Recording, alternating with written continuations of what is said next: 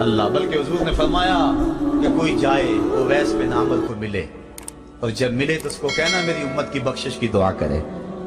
جو ماں باپ کی خدمت کرتا ہے اس سے ثابت ہوا اس کی دعائیں قبول ہوتی ہیں۔ میں نے ایک روایت میں پڑھا ہے کہ جو آدمی روزانہ اپنے والدین کے لیے دعا کرے، والدین زندہ ہوں تب بھی، والدین فوت ہو گئے ہوں تب بھی، یہ عادت بنا لے، روزانہ ماں باپ کے لیے دعا کرے، ساری زندگی اس کے رزق میں بے برکتی نہیں آئے گی، اللہ اس کو رزق کی فراوانی عطا کر دے گا۔ اور جو والدین کے لیے دعا نہیں کرتا اللہ تعالیٰ کی رحمتوں سے محروم ہو جاتا ہے۔ حضرت ابو ہریرہ رضی اللہ تعالیٰ عنہ جب بھی ہاتھ اٹھاتے تھے تو یہ دعا کرتے تھے، اللہم اغفر لأبی ہریرہ ولأمی ولمن استغفر لہما، اے اللہ ابو ہریرہ کو بخش دے، حضرت ابو ہریرہ کی ماں کو بخش دے، اور قیامت تک جو ہم دونوں کے لیے بخشش کی دعا کرے اس کو بھی بخش دے۔ حضرت امام محمد بن سیرین ایک بزرگ ہوئے تابعی، جب بھی دعا کرتے تھے یہ دعا ضرور کرتے تھے، اے اللہ ابو ہریرہ کی بخشش کر دے۔ کسی نے کہا کہ تمہیں ابو ہریرہ رضی اللہ تعالیٰ عنہ کی ماں سے بڑی ہمدردی ہے، کہا ان سے جو ہمدردی ہونی ہے وہ تو ہونی ہے۔ انہوں نے کہا ہوا ہے اے اللہ ابو ہریرہ اور ان کی ماں کو بخش دے، جو ان کے لیے دعا کرے اس کو بھی بخش دے۔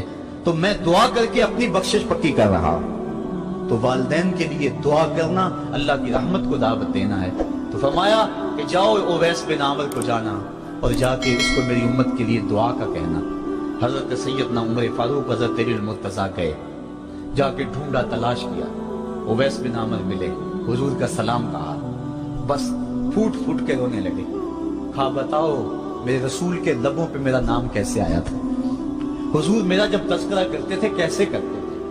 یہ درد دیکھا تو بولے کہ کیا آپ اتنی محبت رکھتی ہیں تو پھر ملنے کیوں نہیں آئے حضور، اتنا جو پیار رکھتے ہیں تو زیارت کرنے کیوں نہیں آئے۔ تو حضرت اویس کرنی نے بات کے رخ کو بدلا، کہا تم نے میرے رسول کو دیکھا ہے، تم نے میرے رسول کی زیارت کی ہے، کہا ہاں ہم تو صبح و شام وہاں رہے ہیں۔ کہا پھر بتاؤ حضور کے یہ ابرو جڑے ہوئے تھے یا کھلے ہوئے تھے۔ اب دونوں حیران ہو گئے، کہا تم نے تو دیکھا میں نے تو دیکھا نہیں، تم بتاؤ نا، پھر میں تو گیا نہیں، مجھے کہتے ہو گیا نہیں، تم بتاؤ حضور کے ابرو جڑے ہوئے تھے یا کھلے ہوئے تھے۔ حیران ہیں، کہا حضور آپ ہی بتلائیے۔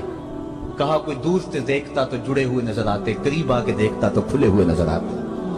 یہ وہ ہے جو ماں کی خدمت کرتا رہا اور حضور کے دربار میں حاضر نہیں ہو سکا، لیکن حاضری اس کی تھی، وہ جہاں بھی تھا وہ نبی کے قرب میں تھا۔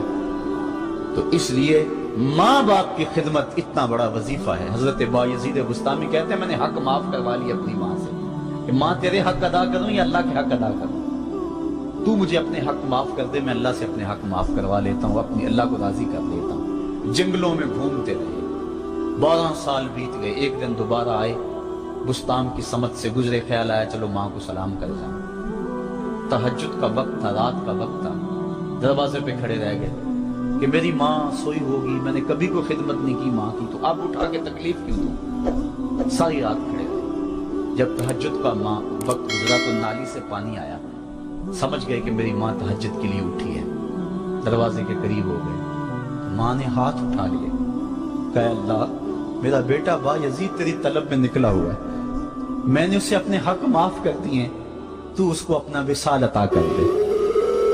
حضرت بایزید دروازہ کھٹکھٹانے لگے اور ماں کے قدموں میں لپٹ گئے اور رو کے کہنے لگے جس رب کو میں جنگلوں میں تلاش کرتا ہوں